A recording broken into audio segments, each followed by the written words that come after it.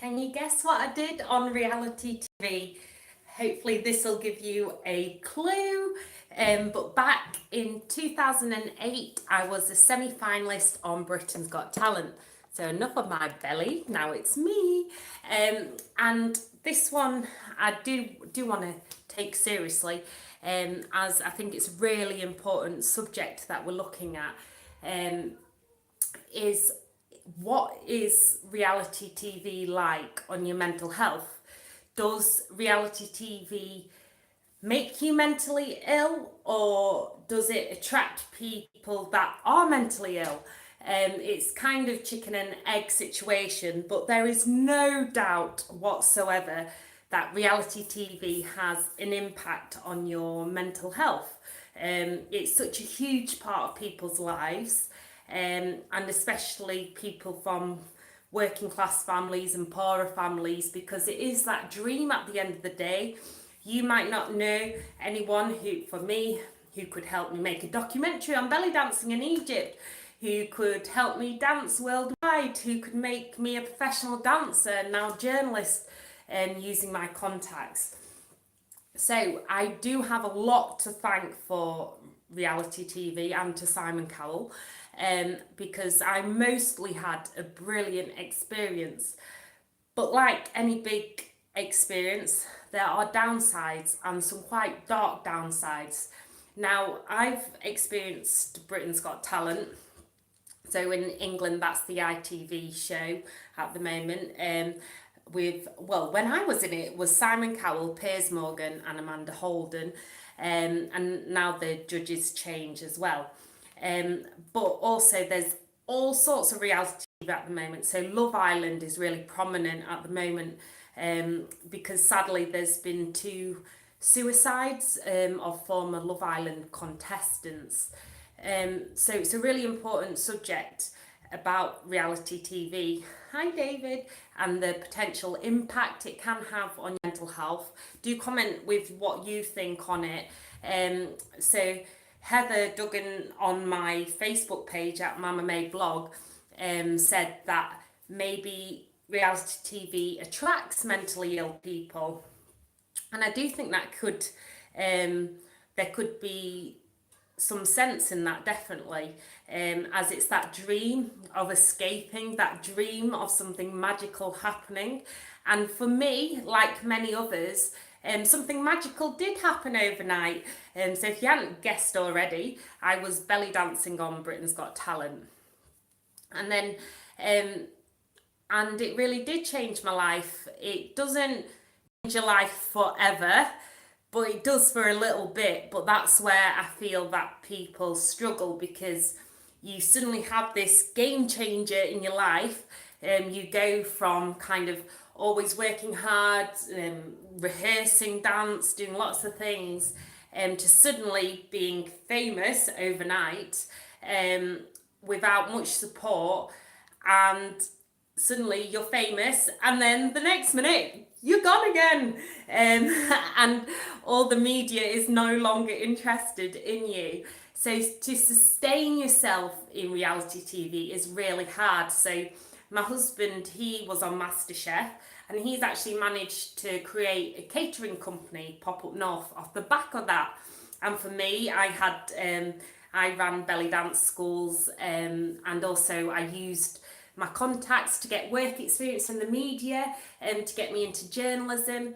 So there's loads of pluses, but I think most reality TV contestants, anyway, at least the ones that I know, did experience a massive crash, especially after the show. So everybody wants you during the shows. They want you to rehearse, they want you for media interviews, and people recognise you, you're all over the newspapers, you're all over online, and then literally it all just changes. So when you get knocked off the show, or the show finishes, and suddenly you're on your own again. And it is that sudden you feel like you've been exposed, and then suddenly you're just on your own. So it's not like you even have direct contact with the show anymore when it finishes. unless I guess you got a recording contract, you might have a bit more input.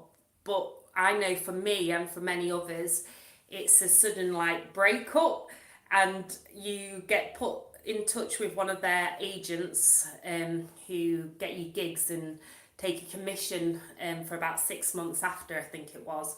And then you're on your Todd, you're on your own again. And that is really hard to get used to. And I think because people think when reality TV goes well, your wildest dreams have come true. And then suddenly they're all taken away again and they're crushed and you're a has-been. And for many years, I always cringed if anyone said I was on reality TV because people always didn't take you seriously. And I was like, well, hang about. I did train, I did do loads of auditions for different things. I was on actually a few other shows, Dance X, if you remember that. And there was another one, I can't even remember. And people might just say, oh, you just want to be famous. Maybe there was a part of me that did. But for me, it was like this dream of escaping. And because I absolutely love belly dancing, it gave me that hope, that kind of like rags to riches kind of thing. And that drop off really did have an impact. So if you're seeing the thumbnail on this video, the main picture is me when I was on the live semi-finals of Britain's Got Talent. And that's when they dressed me, they put hair extensions in. I'd never had hair extensions. And like fake tan and makeup. I even had my abs, contoured. And then you might see there's one in the corner, Sophie May 19. When I was on Britain's Got Talent, it started out short hair. I remember I was like eating donuts in the queue waiting for Britain's Got Talent. By the time the semi-finals came around, like my eating disorder had really kicked in and I was like struggling to eat oatcakes. So I'd literally gone from like scoffing donuts in the queue to audition for Britain's Got Talent to rehearsing to be on the semi-finals and struggling to eat. And a lot of people said, oh, well, my anorexia, which developed throughout the show, was a result of reality TV. But I don't think it was personally for me. Reality TV, I think, probably sped up my problems. But for me, because I'd already had a mental illness, it just meant I had to deal with it quicker, sooner rather than later. And also because you're in the scrutiny of the public eye. So people like to question. And because people could see me losing weight, they assumed my eating disorder was a lot worse.